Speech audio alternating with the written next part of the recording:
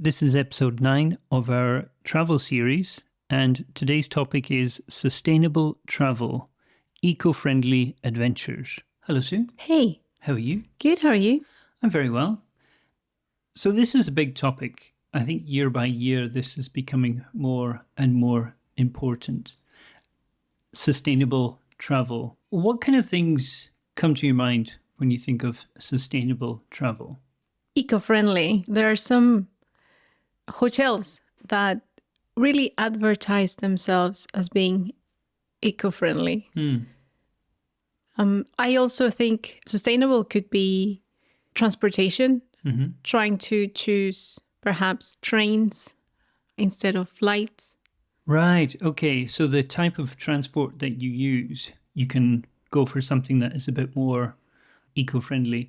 Planes are the worst in terms of the amount of pollution that they put out per person. They are, yes. I think buses, trains are far more efficient in terms of the number of people and the amount of energy being used. So yeah, that's an important kind of first choice. So if we think about sustainable travel, perhaps we're talking about avoiding flying.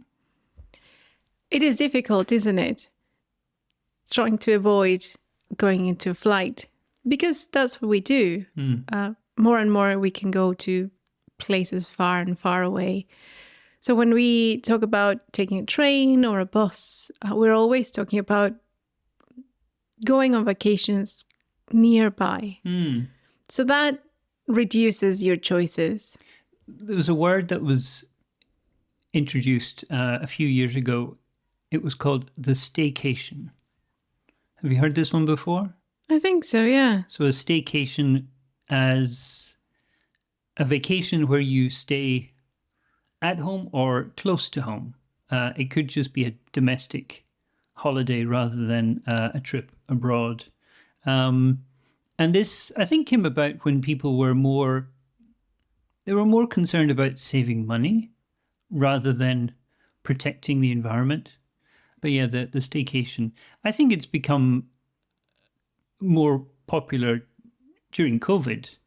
People were unable to travel abroad. Many countries had rules limiting access, so people would travel domestically.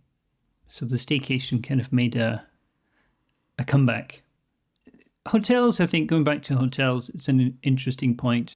Things like the energy that the hotel uses, they might have solar panels providing energy to the hotel.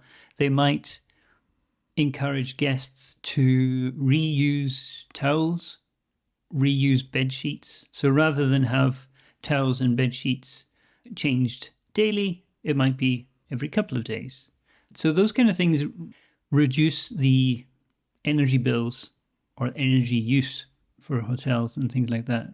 I think also when hotels in their restaurants, they use local produce. That can also be sustainable. So that's related to something called food mileage. Is that what it's called? Probably. This is how far the food that you're eating has traveled. So yeah, if you are in a hotel in London, but you're eating food that has traveled from Africa or Southeast Asia or South America, then there's a lot of food miles in that food. But if you're eating lamb that comes from, a farm within 30, 40 miles, then that's obviously a bit more sustainable. So yeah, the types of activities you do and the places that you choose to spend your money. So the hotels, restaurants, those kind of things, and how you get between places. All of these are choices that you can make to try to have a more sustainable trip. Yeah, I think many times we think that to be sustainable is not necessarily within our choices, individual choices, but we definitely can choose to support businesses that are more sustainable. That's what we encourage. as individuals. And if enough individuals support these businesses, then they become the norm. I think it's difficult though sometimes because hotels, businesses understand that people want to be sustainable in their travel, but these businesses might not be telling the truth about how sustainable they are. So they know that if they say that we are a sustainable business, sustainable hotel, that might encourage people to come and stay there. But we don't necessarily know whether they are as sustainable. So it's kind of become a way to maybe get a bit more business. Advertisement. Yeah. So that's something to be careful of. If we think about sustainability in terms of our interactions with people and different cultures, so kind of respecting different cultures and preserving different cultures. One thing that I've noticed traveling over the last few decades is places are starting to look very, very similar.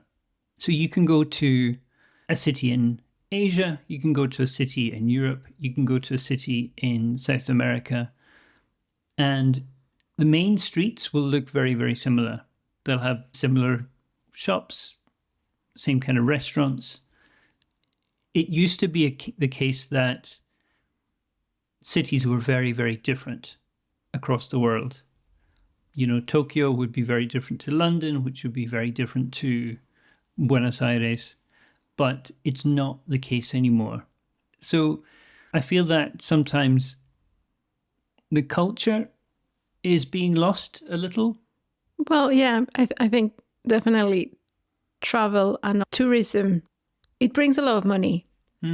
And sometimes perhaps culture is being forgotten just to increase the economy through tourism. It's globalization. It is.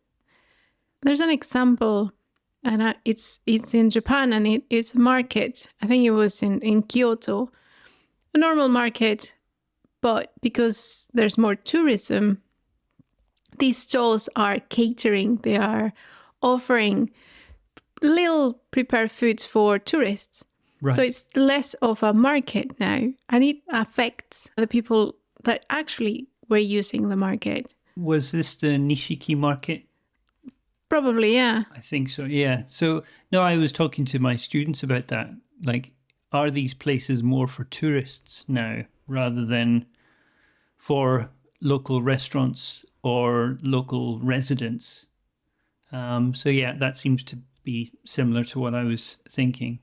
So, things are changing. I think we need to think about the heritage that is being affected by tourism and perhaps support local businesses, support local restaurants to ensure that these places maintain their character rather than becoming these very similar cities throughout the world where everything looks the same. As a tourist, it is convenient to know what to expect. So when things are the same, that's why certain fast food chains are all over the world, because people know what they can expect. But traveling is about knowing new things. Learning new things. And you should expect to be uncomfortable at times, but that usually takes you to discovering and enjoying things that you never thought you would. Yeah, I mean, the whole point of travel is to experience something new. So if you go halfway around the world and they don't have your favorite thing or your favorite chain restaurant, you shouldn't be surprised, really. But a lot of people are. They want things to be exactly the way they are at home. So respecting the local culture and enjoying what is available locally rather than putting more money into these big multinational companies. Perhaps that is also an element of sustainable travel.